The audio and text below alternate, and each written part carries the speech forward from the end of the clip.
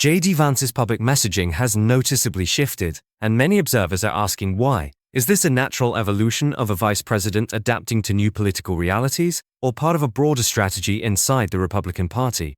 In this video, we'll examine the evidence, compare past and present positions, explore historical context, and separate documented developments from interpretation. Stay until the end because the biggest insight isn't about one politician, it's about where American conservatism may be heading next, and what that could mean for future elections and voters alike. Explain how J.D. Vance's public messaging has evolved over time and identify the key areas where his tone or emphasis appears to have shifted. Compare his earlier political positions with his more recent public statements to highlight both continuities and notable changes. Analyze several evidence-based factors that may be influencing this shift, including governing responsibilities, party dynamics, voter priorities, and long-term political strategy. Place these developments in historical context by examining how previous vice presidents and presidential hopefuls have adjusted their messaging while preparing for national leadership. Explore what these changes could mean for the future of the Republican Party, the broader conservative movement, and the political landscape leading into upcoming elections. Something has changed in the way J.D. Vance speaks about politics, and it is difficult to ignore. The tone is different, the priorities appear broader, and the audience he seems determined to reach has expanded. That raises an important question. Is this simply the natural evolution of a vice president, or is it the opening move in a much larger political strategy? To answer that, we need to look beyond individual interviews and campaign talking points. We'll compare his earlier positions with his recent messaging, examine the political environment around him, and consider what history tells us about leaders preparing for bigger roles. Along the way, we'll separate documented developments from interpretation and explore why even subtle changes can reshape public perception. Because the biggest story may not be what J.D. Vance is saying, but what those changes could reveal about the future direction of American conservative politics itself. Next, J.D. Vance first entered national politics after gaining attention for his memoir, Hillbilly Elegy, which explored family, community, and economic change in America's Rust Belt. Before serving in elected office, he was known for commentary about culture, economics, and the challenges facing working-class communities. His political rise accelerated after winning a Senate seat and later becoming vice president. Earlier messaging often emphasized outsider themes, skepticism toward political institutions, and sharp criticism of established leadership. More recent appearances have placed greater emphasis on governing, coalition building, and explaining administration decisions. That contrast does not automatically mean his core beliefs have changed. It may instead reflect different responsibilities, audiences, or political incentives. History offers similar examples. Vice presidents and presidential hopefuls have often adjusted their public messaging while preparing for broader national campaigns, balancing loyalty to an administration with the need to establish independent political identities. Whether J.D. Vance is following that familiar path remains an open question, but understanding where he started makes it easier to evaluate where he appears headed. To answer that, we need to examine the specific changes in his language, priorities, public appearances, and political positioning over recent months.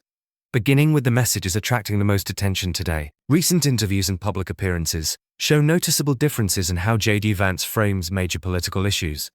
Rather than focusing primarily on confrontation with political opponents, he has increasingly emphasized governing, negotiation, coalition building, and long-term strategy. In several interviews, he has devoted more time to explaining policy choices and acknowledging political complexity, even while continuing to defend many administration priorities. Those observable shifts are facts because they can be compared across speeches, interviews, and public statements. What they mean, however, is open to interpretation. One possibility is that governing naturally changes how leaders communicate. Another is that he is positioning himself for future national campaigns by appealing to a broader audience than his earlier political base. His language also appears more measured on some contentious issues, often emphasizing outcomes over slogans and presenting disagreements as strategic debates rather than purely ideological battles. At the same time, he still uses themes that resonate with conservative voters, including economic nationalism, institutional skepticism, and cultural identity. The balance between continuity and adaptation is one of the most significant developments in his public profile. Whether these changes reflect genuine evolution, political necessity, or long-termly Washington remains uncertain.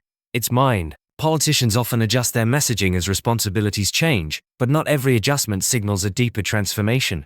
The more important question may be whether voters will see these shifts as authentic leadership or calculated repositioning.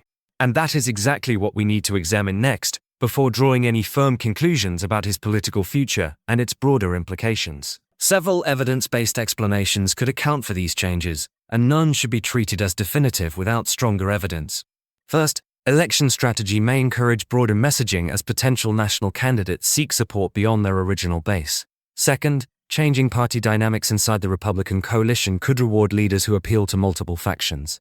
Third, shifts in public opinion, particularly on foreign policy, may influence which issues receive greater emphasis. Public messaging and political incentives are not always identical. A leader may sincerely hold certain beliefs while also choosing language that reaches wider audiences. Likewise, governing responsibilities often require different communication than campaigning. Decisions that seem straightforward during elections can become considerably more complicated once someone enters executive office. Leadership ambitions also deserve consideration, although they cannot simply be assumed. Many vice presidents eventually pursue the presidency, making it reasonable to examine whether communication changes align with that possibility.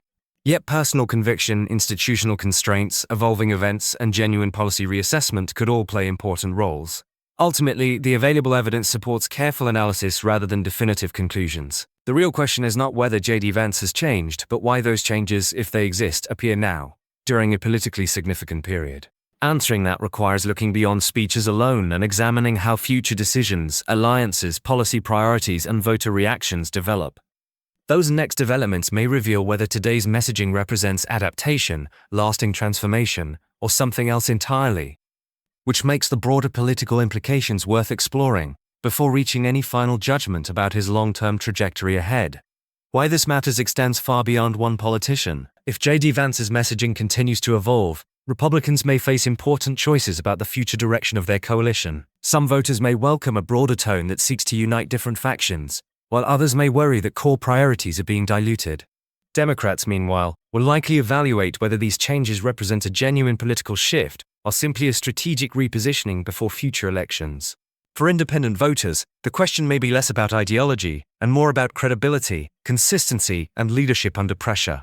The long-term consequences could extend beyond one campaign. If influential Republican figures increasingly adjust their messaging to reflect changing voter priorities, the party's platform could gradually evolve.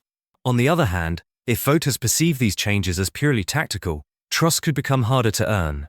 Ultimately, the significance of this story depends not only on what is said, but on whether future actions reinforce today's words. That is why the next few months may prove far more important than any single interview or speech. The biggest answer may still lie ahead, and the evidence that emerges next could reshape how this entire political story is remembered in the years ahead. The biggest takeaway is not simply that J.D. Vance's message appears to be changing, but that political communication often reflects a mix of conviction, responsibility, and strategy. Understanding that distinction helps us evaluate leaders more carefully instead of reducing every shift to a single explanation. Whether these changes represent genuine evolution, practical adaptation, or preparation for future campaigns will become clearer through future decisions, rather than the acting private insights for YouTube and set books. That makes careful observation more valuable than quick conclusions. American politics has always rewarded leaders who can adapt, but it also tests whether their actions ultimately match their words. As new events unfold, voters will have more evidence to judge not only J.D. Vance, but the direction of the Republican Party itself. Sometimes the most revealing political story is not the headline everyone sees, but the gradual transformation that only becomes obvious when history looks back with the benefit of time. Alone,